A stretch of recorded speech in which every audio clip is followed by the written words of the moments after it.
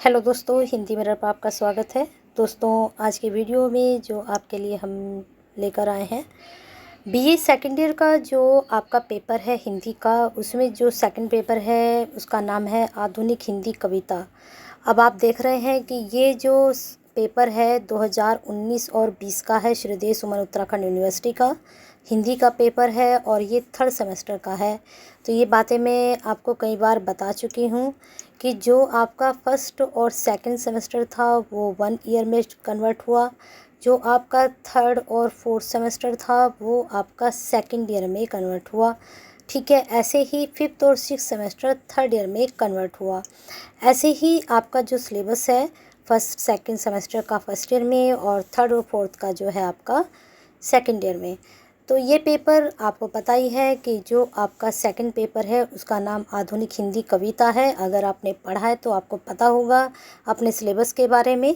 तो उसी पेपर से संबंधित आपके ये प्रश्न हैं जो कि 19-20 में आए थे। चलिए देखते हैं किस तरह से प्रश्न आपके एग्ज़ाम में बने थे।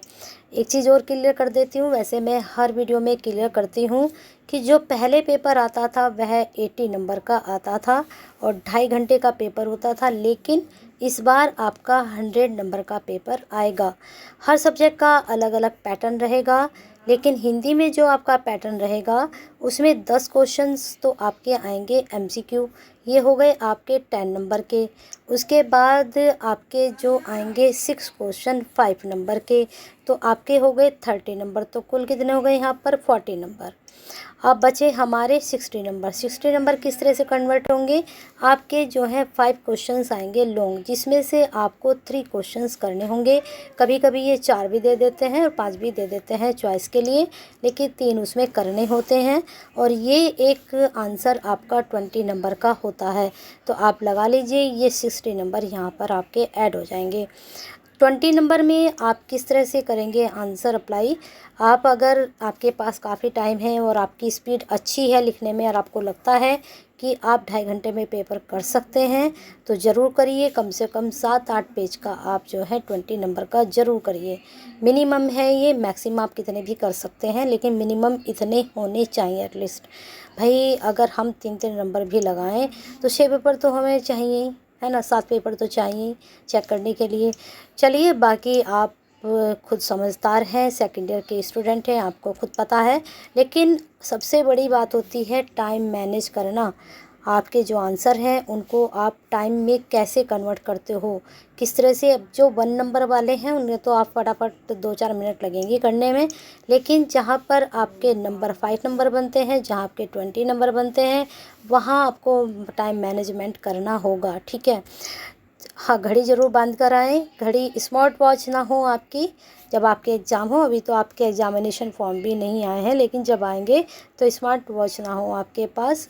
ठीक है, तो क्या सिंपल घड़ी आप बांध कर आ सकते हैं तो आपको टाइम मैनेज करना आ जाएगा। चलिए देखते हैं, यहाँ पर प्रश्न देखिए। प्रत्येक प्रश्न 5 अंक का है, तो यहाँ से आपके क्वेश्चंस बन सकते हैं 5 नंबर वाले। पहला प्रश्न है, प्रगतिवादी काव्यधारा का सामान्य परिचय दीजिए। ये आपकी फर्स्ट यूनिट में से लिया गया है। आधुनिक कविता की विशेषताएं बताइए, फर्स्ट यूनिट में से है आपका। मैं यूनिट भी आपको बताती चलूँगी अगर आपने सिलेबस नहीं पढ़ा है, और सिलेबस को अच्छे से पहले रीड कीजिए। और इसके मैंने नोट्स भी आपके अपलोड किए हैं, सब इनकी जीवनी मैंने डाली हुई है। चंद्र कुमार बर्तवाल की आधुनिक कविता की विशेषताएं भी, प्रगतिवाद की विशेषताएं भी, आगे जी का जीवन परिचय, सब कुछ मैंने अपलोड किया हुआ है नोट्स में, तो आप इसको चेक करिए। प्लेलिस्ट आपकी बनी हुई है सेकंड ईयर एसटी एसयू। ठीक है, तो वहाँ से आप चेक कर सकते हैं। और जो 10 नंबर आपके एमसीक्यू आएंगे, एमसीक्यू लास्ट ईयर मैंने बहुत कराए थे, तो जो आपकी लास्ट ईयर की अब मैंने दूसरी प्लेलिस्ट बना दी है आपकी, जो अब 2022 वाले हैं और जो आप 2021 वाले हैं एमसीक्यू, वहाँ से आप चेक कर सकते हैं।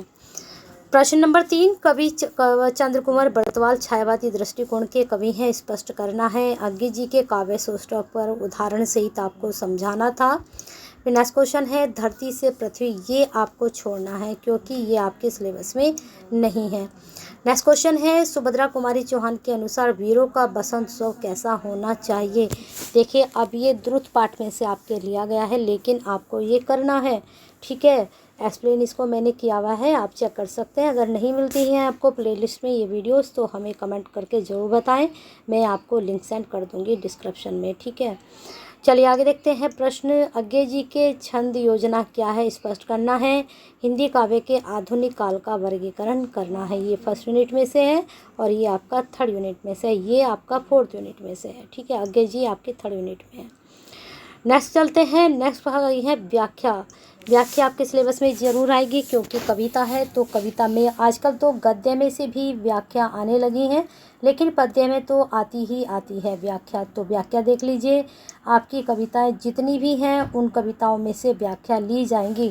व्याख्या आपकी जो कविताएं हैं किस किस की हैं, जयशंकर प्रसाद जी की हैं, सुमित्रा नंदन पंत हैं, चंद्रकुमार बरतवाल हैं, अज्ञे जी हैं, इन सब की कविताओं में से व्याख्या ली जाएगी। व्याख्या कहाँ से आ जाए, किस में से ये ले लें तो पता नहीं चलेगा, लेकिन फिर भी आप कविताएं अच्छे से पढ़ लीजिए तो आप आराम से कर सकते हैं। अगर आपको पता है कि ये कविता की पंक्तियाँ कहाँ से ली गई हैं, अब जैसे ये कविता है आपकी, तो बताइए कहाँ से ली गई है ये।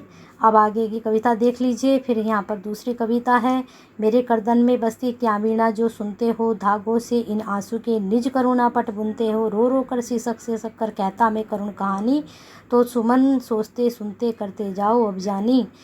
देख लीजिए कहाँ से है, अगर हम बताएंगे तो आप भी तो थोड़ा सा करेंगे ना। अब आगे देखिए, शशत फेनो छ वासित स्पित फुलकार भयंक, छुपा रहे घनाकार जगती का अंबर, मृत्यु तुम्हारा गरल दंत कंचन कल्पांतर, अखिल विश्व ही विवर वक्र कुंडल दिगमंडल। देखिए कहाँ से ये पंक्तियाँ कौन सी कविता में से ली गई हैं। जब आप सर्च करेंगे तो आप कविता को देखेंगे और आपको पता चल जाएगा। अगर नहीं पता चलता है कमेंट बॉक्स में ज़रूर बताएं, हम तीनों का आपको बता देंगे। तो लेकिन ज़रूरी तो नहीं है कि ये तीनों ही व्याख्या आपके सिलेबस में अब की बार वही आए जो इस बार आई थी, हो सकता है चेंज होकर आए। तो इसलिए मैं कह रही हूँ कि जितने भी कविता हैं उनको अच्छे से पढ़ लीजिए, ठीक है। थोड़ा सा जब आप कविता पूरी पढ़ लोगे तो उसमें थोड़ा सा आपको आइडिया हो जाएगा कि कौन सा कवि किस तरह की कविताएं लिखता है, तो उससे भी हमें थोड़ा आइडिया हो जाता है कि ये पंक्तियाँ इस कविता से ली गई हैं। नेक्स्ट क्वेश्चन है, सुभद्रा कुमारी के काव्य में स्वतंत्र राष्ट्रप्रेम की वीरता का प्रभाव है, उदाहरण सहित आपको बताना है। तो राष्ट्र प्रेम उनकी कविताओं में झलकता ही है, इसके बारे में आप बता सकते हैं। नेक्स्ट क्वेश्चन था, भारतेंदु का सामान्य परिचय विशेषताएं, बहुत अच्छे से मैंने कराया हुआ है, इसकी जो है वीडियो बनी हुई है, आप चेक कर सकते हैं। छायावाद की परिभाषा, उसकी प्रमुख प्रवृत्तियां का मतलब भी विशेषताएं होता है, ये आप बताएंगे। आधुनिक कविता में द्विवेद युग की मुख्य विशेषताएं बहुत ज़्यादा पूछी जाती हैं, हर एक युग की पूछी जाती हैं, अच्छे से पढ़ लीजिए। प्रसाद जी की अभिव्यक्ति और अनुभूति पक्ष की विवेचना करते हुए आंसू कविता का सारांश लिखना है। अब देखिए ये वाला कौन सी यूनिट से है, ये वाला आपका सेकंड यूनिट से है, क्योंकि प्रसाद जी की कविता आंसू है, ठीक है, उसमें आपको बताना है। और साथ में लज्जा भी है, लज्जा के सर्व दिए गए हैं आपको, तो वो अच्छे से आप पढ़िए। और सुमित्रा नंदन पंत हैं, चंद्रकुमार बरतवाल हैं, सबकी कविताएं अच्छे से पढ़ लीजिए। सारांश तो आप खुद से ही लिख सकते हैं अगर आपको कविता का भावार्थ पता है। अब जैसे आंसू कविता है तो उसका अगर भावार्थ पता है तो सारांश आप आराम से लिख सकते हैं, ठीक है। तो आंसू की उन्होंने सब कुछ बताया है कि कैसे खुशी में भी आते हैं, गम में भी आते हैं, ठीक है, इसको पढ़िए। और अगर आप कहेंगे तो नोट्स मैं धीरे धीरे अपलोड कर रही हूँ, जितने अपलोड हो चुके हैं नोट्स उनको आप चेक कर सकते हैं, सेकेंड ईयर के जो स्टूडेंट हैं। और अगर आपको लगता है और भी आपकी क्वेरी है और भी आपकी रिक्वायर है तो कमेंट बॉक्स में ज़रूर बताएं कौन से टॉपिक के आपको कराने हैं। पूरा तो नहीं करा पाएंगे क्योंकि सिलेबस बहुत ज़्यादा है, जो भी आपकी क्वेरी आती रहेगी मैं वीडियो अपलोड कर दूँगी, लेकिन कमेंट बॉक्स में जब आप कमेंट करके बताएंगे कि आपको कौन से टॉपिक की वीडियो चाहिए तो मैं ज़रूर अपलोड करूँगी जब आप क्वेरी सेंड करेंगे।